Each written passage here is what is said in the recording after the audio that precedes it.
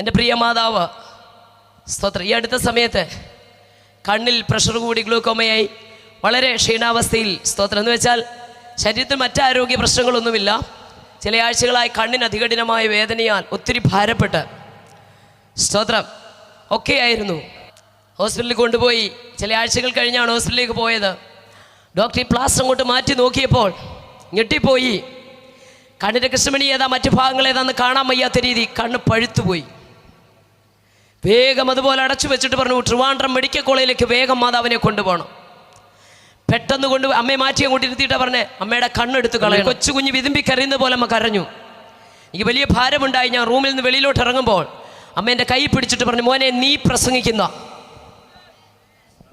നീ സ്തുതിക്കുന്ന യേശു ക്രിസ്തു ജീവനുള്ള ദൈവമല്ല. വിശ്വസിക്കുന്നവരാൽ ഇന്നും അടയാളങ്ങൾ നടക്കും. ഇത് പറഞ്ഞിട്ട് അമ്മ പറഞ്ഞു, മോനെ നിനക്ക് ഉറക്കം വരുന്നിടം വരെ വലത്തെ കൈവച്ച് അമ്മയുടെ കണ്ണെ വെച്ചൊന്ന് സ്തോത്രം പറയാൻ പറ്റും. എന്താ സംഭവിച്ചതെന്ന് കേൾക്കണമോ? സ്തോത്രം, ഹല്ലേലൂയ.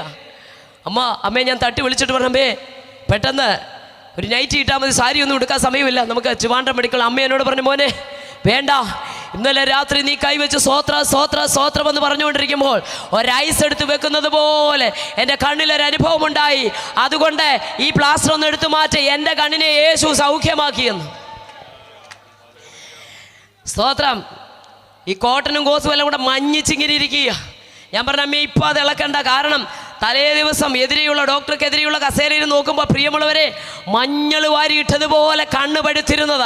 അമ്മ പറഞ്ഞു ഇതെടുക്ക, എനിക്ക് ഹോസ്പിറ്റലിൽ പോകണ്ട, അദ്ദേഹത്തെ പറഞ്ഞു വീട്ടിൽ വിട്, എൻ്റെ യേശു എന്നെ രക്ഷിച്ചു. സ്തോത്രം, എൻ്റെ യേശു എന്നെ രക്ഷിച്ചു. നിങ്ങൾക്ക് കേൾക്കണമോ? സ്തോത്രം. ഇത് അമ്മ പറഞ്ഞുകൊണ്ടിരിക്കുമ്പോൾ തന്നെ ഈ പ്ലാസ്റ്റർ വിളിച്ചിളക്കി.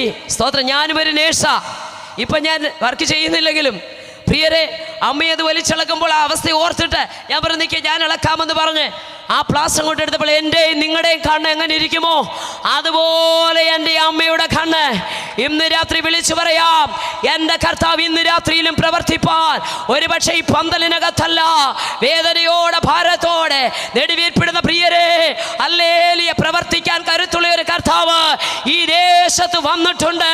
അവൻ സൗഖ്യദായകനാണ്.